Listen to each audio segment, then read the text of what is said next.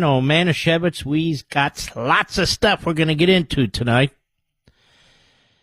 But before we do, I told you we're going to have our little Constitution moments and Revolutionary War moments, because I think this kind of information is very important to try and educate, if not re-educate. Many of our young people aren't hearing these things. Now, last night we talked about some of the signers of the Constitution.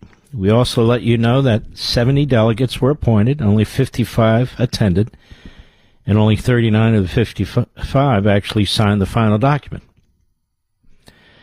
That little piece of information is unknown by most for some reason. We talked about Haym Salomon in the Revolutionary War period, the main financier of the Revolutionary War, including the Battle of Yorktown, where George Washington specifically wrote James Madison and said to please contact Haym Salomon. I have a mutiny on my hands, potentially, and we got to pay the soldiers and get them some food, and we've got this big battle because the French are going to take their navy out of here in about 3 weeks if we don't make a decision. Haym Salomon. For little Adolf Fuentes and Tucker Carlson.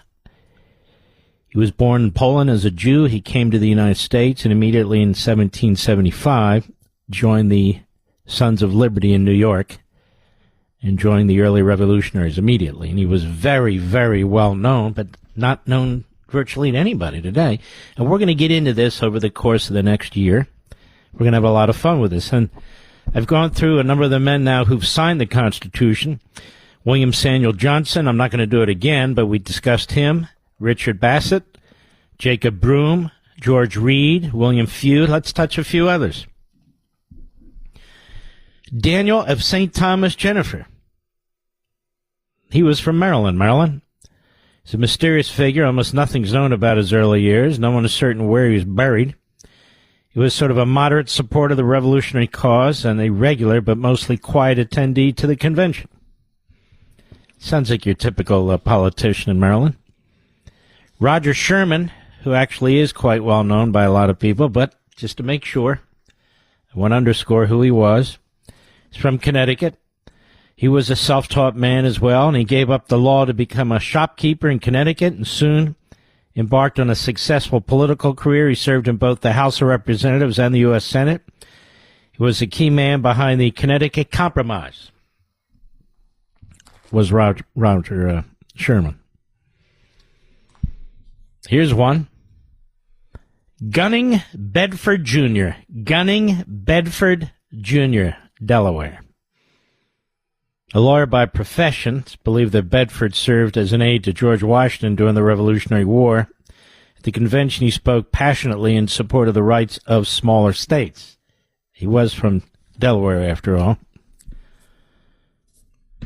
John Dickinson, who actually is quite known as the penman of the Revolution. Dickinson was a highly educated, articulate advocate of a peaceful solution to the rift with Great Britain, and wrote the famous Olive Branch Petition, a heartfelt but futile effort to get George III to rethink his policies regarding his North American colonies.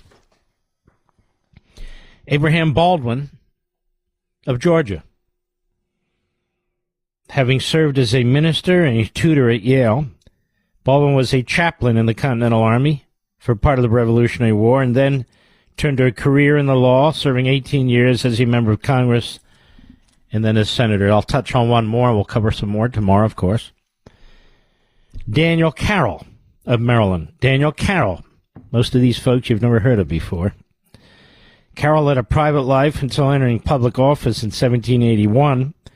When he was elected to the Continental Congress, he was a friend of George Washington and an acute attendee of the convention. He made around 20 speeches during the various debates for Maryland, and yet Daniel Carroll is not really well known, is he?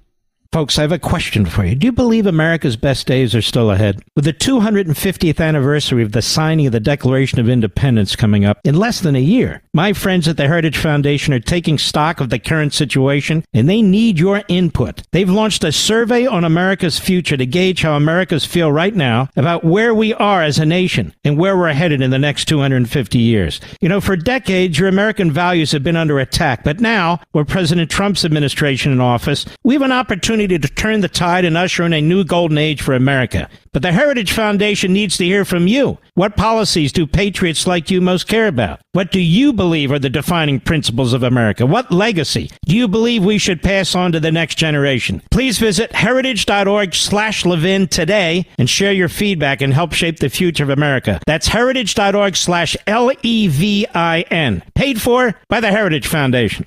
Then there's James McHenry of Maryland.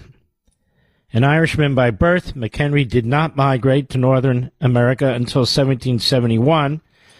He put his medical training to good use during the Revolutionary War, serving as an army surgeon, and thereafter went into politics. His journal is one of the best sources on the debates that took place during the Constitutional Convention. So we also have James McHenry's notes. Of course, Madison's notes were the most extensive. And so we'll have more to discuss tomorrow. The men who signed the Declaration of Independence. The Constitution of the United States. We'll get to the Declaration. We're going to move backwards on this, but I thought you'd find it interesting. I want to play Governor Josh Shapiro, who desperately wants to be the Democrat nominee for president. He is spending a lot of time with the most radical elements of the Muslim community in and around Philadelphia. And in the state of Pennsylvania, I mean radical imams. He's also given $5 million to that radical imams, I guess they call it some kind of academy or something. So he's trying to play down his Jewish race with non-Jews and play it up with Jews. I hate this kind of politics where these damnable politicians do this sort of thing. I mean, Josh Shapiro plays up his Jewish heritage to Jews and plays it down to Muslims and others. It's just, it's diabolical, really. You either are something or you're not. You don't have to play it up and you don't have to play it down. But I want you to listen to what he said about Ilhan Omar, about the president, and so forth and so on. And Spencer Cox of Utah, who's the governor there. Most of you didn't know who he was outside of Utah until Charlie Kirk was assassinated, and you saw his various public comments, which were actually quite good, but the guy's really quite a liberal rhino Republican, apart from all of that. Cut 11, go. I think leaders have a responsibility to speak and act with moral clarity. That's true of governors, and I think Spencer Cox meets that mark. I try to meet it, and I think it's a responsibility that falls on the President of the United States as well.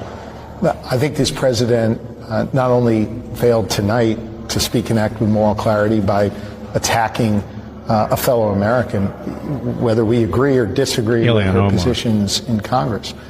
But what he does when he attacks a fellow American like that is it sends a signal to others in this country that others can be scapegoated, others can be singled out, others can be targeted, or worse yet, others can become victims of political violence.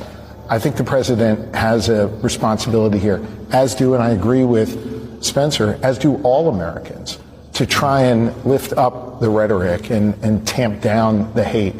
And I think the president needs to do better. Mm-hmm. Many of you have heard of Ayaan Hirsi Ali.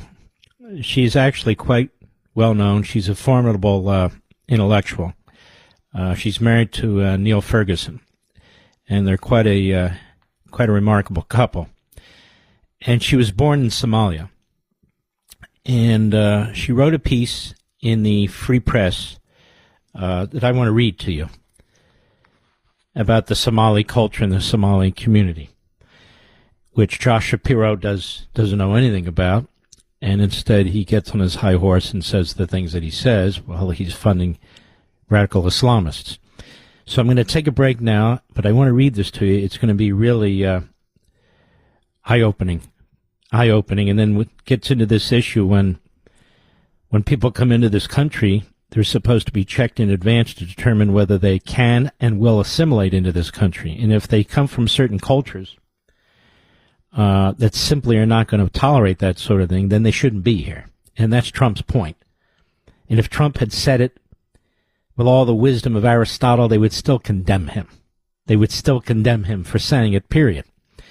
And these are the people, whether it's a Spencer Cox or Josh Shapiro or more radical elements for sure, who would tolerate the cultural, diminution of the American system in the name of political correctness. And that's a problem.